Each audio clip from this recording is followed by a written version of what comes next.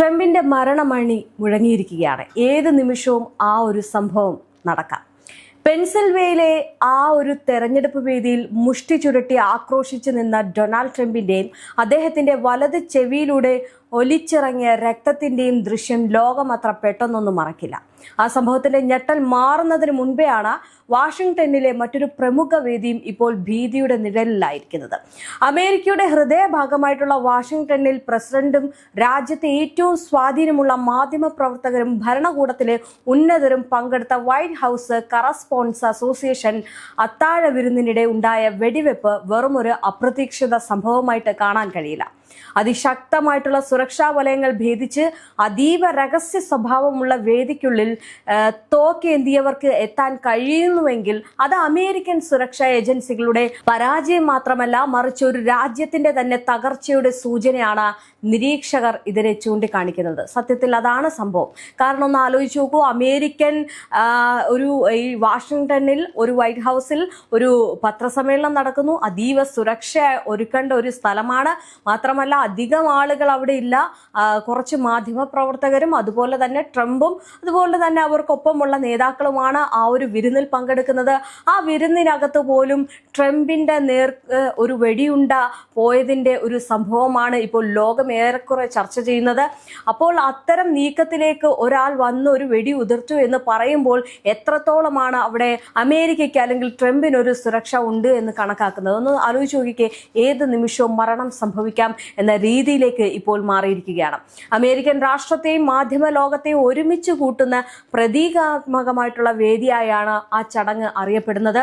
സാധാരണയായിട്ട് തമാശകളും രാഷ്ട്രീയ പരിഹാസങ്ങളും നയപരമായിട്ടുള്ള പരാമർശങ്ങളും സൗഹൃദപരമായിട്ടുള്ള സംഭാഷണങ്ങളും നിറഞ്ഞൊരു വേദിയാണത്.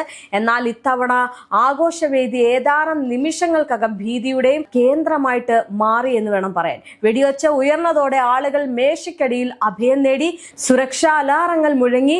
സീക്രട്ട് സർവീസ് ഉദ്യോഗസ്ഥർ പ്രസിഡന്റ് ട്രംപ്, പ്രഥമ വനിത Melania Trump, vice president JD Vance എന്നിവരെ അതിവേഗം സുരക്ഷിത സ്ഥാനങ്ങളിലേക്ക് മാറ്റുന്ന ദൃശ്യങ്ങളൊക്കെ നമ്മൾ മാധ്യമങ്ങളിലൂടെ കണ്ടതാണ്. ഒരു നിമിഷം മുമ്പ് ചിരിയിലായിരുന്ന ഹാൾ അടുത്ത നിമിഷം ഭീതിയിൽ വിറങ്ങലിച്ച് നിൽക്കുന്ന ഒരു വേദിയായിട്ട് മാറുകയായിരുന്നു. സംഭവത്തിന് പിന്നാലെ നടത്തിയ പത്രസമ്മേളനത്തിൽ ട്രംപ് ആക്രമിയെ ഒറ്റച്ചെന്നായ എന്നാണ് വിശേഷിപ്പിച്ചത്. വലിയ ഗൂഢാലോചന, ശൃംഖലകളോ ഭീകര സംഘടനകളോ ഇല്ലാതെ വ്യക്തിപരമായിട്ടുള്ള നിലയിൽ പ്രവർത്തിച്ച ഒരാളാണെന്ന് സൂചിപ്പിക്കുന്ന പദപ്രയോഗമാണിത്. ആക്രമിച്ചയാളെ പിടികൂടിയതായും ഇയാൾ കാലിഫോർണിയയിൽ നിന്നുള്ള ആളാണെന്നും ഇയാളുടെ അപ്പാർട്ട്മെന്റ് പരിശോധിച്ചു വരികയാണെന്നും ട്രംപ് അറിയിച്ചിട്ടുണ്ട്. അയാൾ ഒരു രോഗിയാണെന്ന പരാമർശവും അദ്ദേഹം നടത്തി.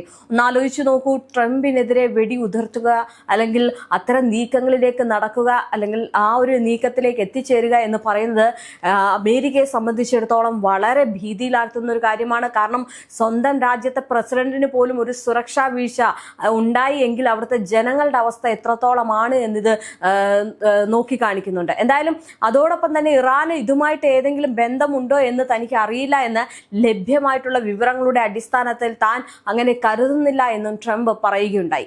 അമേരിക്കയും ഇറാനും തമ്മിലുള്ള കടുത്ത സംഘർഷം ഉള്ള സാഹചര്യത്തിൽ ഈ ഒരു പ്രതികരണം ഏറെ ശ്രദ്ധിക്കപ്പെടുന്നുണ്ട്. വിദേശ ശക്തികളുടെ ഇടപെടൽ എന്ന നറേറ്റീവ് ഉടൻ ശക്തമാകാതിരിക്കാനാണോ ട്രംപ് ശ്രമിച്ചത് എന്ന ചർച്ചകളും ഇതോടെ ഉയർന്നിരിക്കുകയാണ്. ആക്രമിക്കാൻ വന്നയാൾ സുരക്ഷാ ചെക്ക് പോയിന്റ് മറികടന്ന് ഒന്നിലധികം ആയുധങ്ങളുമായിട്ട് മുന്നേറിയതായിട്ടാണ് ട്രംപ് വിശദീകരിച്ചിരിക്കുന്നത്. ഒന്ന് ആലോചിച്ച് നോക്കിക്കുക, അത്രയേറെ പിഴവ് അവിടെ സംഭവിച്ചു. ട്രംപിനെ സംബന്ധിച്ചിടത്തോളം ഇറാനുമായിട്ടുള്ള യുദ്ധങ്ങളും വെല്ലുവിളികളും നിറഞ്ഞു നിൽക്കുന്ന ഒരു സമയവും കൂടിയാണ്. ആ സമയത്ത് അത്രയേറെ പ്രാധാന്യം ട്രംപിന് കൊടുക്കണം. പക്ഷെ അവിടെ ട്രംപിനെ പോലും വീഴ്ത്തുന്ന രീതിയിലാണ് അല്ലെങ്കിൽ ട്രംപിന്റെ മരണം ആ ഒരു കൺമുന്നിലൂടെ പോകുന്ന ഒരു അവസ്ഥയായിരുന്നു ആ ഒരു അന്തരീക്ഷം എന്ന് പറയുന്നത്. ആ ഒരു വെടിയുണ്ട നെഞ്ചിൽ തുളച്ചു കയറിയെങ്കിൽ ഇന്നൊരു പക്ഷേ ട്രംപ് ഈ ലോകത്ത് കാണില്ലായിരുന്നു. അത്തരത്തിലേക്കാണ് അവരുടെ സുരക്ഷയ്ക്ക് വലിയ രീതിയിലുള്ള ഒരു വീഴ്ച സംഭവിച്ചിരിക്കുന്നത്. ഈ ഒരു സംഭവങ്ങൾക്ക് പിന്നാലെ നടത്തിയ പത്രസമ്മേളനത്തിൽ ട്രംപ് ഇറാനിലെ യുദ്ധം ജയിക്കുന്നതിൽ നിന്ന് ഇത് എന്നെ തടയില്ല എന്ന വാചകം കൂടി എടുത്തു പറയുകയുണ്ടായി. ഈ ഒരു വാചകം തന്നെ സംഭവത്തിന്റെ രാഷ്ട്രീയ പ്രാധാന്യം കൂടുതൽ വ്യക്തമാക്കുന്നു. മാത്രമല്ല മറ്റൊരു സാഹചര്യത്തിൽ ഇറാൻ ആണവായുധം കൈക്കലാക്കുന്നത് ലോക നേരിടുന്ന മറ്റേതൊരു ഭീഷണിയെക്കാളും ഭീകരമായിരിക്കുമെന്നും കേവലം ആയുധം നിർമ്മിക്കുക മാത്രമല്ല അത് പ്രയോഗിക്കാൻ പോലും അവർ മടിക്കില്ല എന്ന് തനിക്ക് ഉറപ്പിച്ചു പറയാൻ കഴിയുമെന്നും ട്രംപിന്റെ വാക്കുകൾ പറയുന്നുണ്ട്. വെറും ഒരു പ്രസ്താവനയല്ല, മറിച്ച് അമേരിക്കയുടെ ഉള്ളിലെ യഥാർത്ഥ ഭയത്തെ തന്നെയാണ് ട്രംപ് പുറത്തു കൊണ്ടുവന്നിരിക്കുന്നത്. എന്തായാലും ഇറാൻ തങ്ങളുടെ ആയുധം ഉപയോഗിക്കാൻ മടിക്കില്ല എന്ന് ട്രംപ് ആവർത്തിക്കുമ്പോൾ വൈറ്റ് ഹൗസ് വൃത്തങ്ങളിൽ പടരുന്നത് കടുത്ത ആശങ്കയാണ്. ഈ ജനങ്ങൾക്ക്, അമേരിക്കയിലെ ജനങ്ങളാകെ ഭീതിയിലാണ്. കാരണം ഒരു പ്രസിഡന്റിനെ സുരക്ഷിതമാക്കാൻ അല്ലെങ്കിൽ സംരക്ഷിക്കാൻ പോലും കഴിയാത്ത പട്ടാളവും അല്ലെങ്കിൽ പോലീസും അവരുടെ സുരക്ഷാ വലയങ്ങളും ഇത്രയും വീഴ്ച സംഭവിപ്പിച്ചെങ്കിൽ അവിടുത്തെ ജനങ്ങളുടെ അവസ്ഥ ഒന്ന് ആലോചിച്ച് നോക്കൂ. അപ്പോൾ അവരും ആകെ ഭീതിയിലാണ്. എന്തായാലും ഈ യുദ്ധം നടക്കുമ്പോൾ ഇത്തരം വാർത്തകൾ വരുന്നത് ഇറാനെ സംബന്ധിച്ചിടത്തോളം ഏറ്റവും കൂടുതൽ സന്തോഷകരമാക്കുന്ന ഒരു കാര്യമാണ്. കാരണം അവരുടെ സുരക്ഷ അത്രേ ഉള്ളൂ എന്ന് ഇറാൻ മനസ്സിലാക്കുന്നുണ്ട്. എന്തായാലും ഇറാന്റെ സൈനിക മുന്നേറ്റങ്ങളെ പ്രതിരോധിക്കാൻ ലോകശക്തിയായിട്ടുള്ള അമേരിക്ക പോലും ഇന്ന് വിയർക്കുന്ന കാഴ്ചയാണ് നാം കാണുന്നത്. എന്നാൽ വിമർശകർ പറയുന്നത് വേറെയാണ്. ശക്തനായിട്ടുള്ള നേതാവ് എന്ന പ്രതിച്ഛായ ഉറപ്പിക്കാൻ പലതരത്തിലുള്ള പ്രതികരണങ്ങൾ അദ്ദേഹത്തിന് സഹായകരമാകാം. പക്ഷേ സുരക്ഷാ വീഴ്ചകളെ രാഷ്ട്രീയ സന്ദേശങ്ങളാൽ മറയ്ക്കാനാകില്ല. അതേസമയം തന്നെ ട്രംപിനെതിരായിട്ടുള്ള ആക്രമണ ഭീഷണി ഇത് ആദ്യമായിട്ടല്ല. 2024 ജൂലൈയിൽ പെൻസിൽവാനിയയിൽ ബട്ട്ലറിൽ നടന്ന തെരഞ്ഞെടുപ്പ് റാലിക്കിടെ ഉണ്ടായ വെടിവെപ്പ് ലോകത്തെ ഞെട്ടിച്ചിരുന്നു. വേദിയിൽ പ്രസംഗിക്കുകയായിരുന്ന ട്രംപിന്റെ വലത് ചെവിയെ വെടിയുണ്ട തൊട്ടുപോയി. ഒരു പ്രേക്ഷകൻ കൊല്ലപ്പെടുകയും നിരവധി പേർക്ക് പരിക്കേൽക്കുകയും ചെയ്തു. പിന്നീട് പ്രതി തോമസ് മാത്യു ക്രൂക്കസ് എന്നയാളെയാണ് തിരിച്ചറിയുകയും പിന്നീട് സീക്രട്ട് സർവീസ് ഇയാളെ വെടിവെച്ച് കൊലപ്പെടുത്തുകയും ചെയ്തിരുന്നു. അമേരിക്കൻ പ്രസിഡൻഷ്യൽ ചരിത്രത്തിലെ ഏറ്റവും ഗുരുതരമായിട്ടുള്ള സുരക്ഷാ വീഴ്ചകളിൽ ഒന്നായി ഈ സംഭവം കണക്കാക്കപ്പെട്ടു. തെരഞ്ഞെടുപ്പ് പ്രചാരണത്തിന്റെ മുഴുവൻ സ്വഭാവവും അതോടെ അന്ന് മാറി. അതിന് പിന്നാലെ 2024 സെപ്റ്റംബറിൽ ഫ്ലോറിഡയിലെ വെസ്റ്റ് പാം ബീച്ചിലെ ട്രംപിന്റെ ഗോൾഫ് ക്ലബിലും മറ്റൊരു ഭീഷണി ഉയർന്നിരുന്നു. ഗോൾഫ് കളിക്കുന്നതിനിടെ സമീപത്തെ കുറ്റിക്കാട്ടിൽ ഒളിച്ചിരുന്ന തോക്കുധാരിയായിട്ടുള്ള സീക്രട്ട് സർവീസ് നേരത്തെ കണ്ടെത്തി തടഞ്ഞു. ട്രംപിന് പരിക്കൊന്നുമില്ലായിരുന്നു. മാത്രമല്ല പെൻസിൽവാനിയയിലെ സംഭവത്തിന് ശേഷം സുരക്ഷ ശക്തമാക്കിയതിന്റെ ഫലമായാണ് ഈ വേഗത്തിലുള്ള പ്രതികരണം വിലയിരുത്തപ്പെട്ടത്.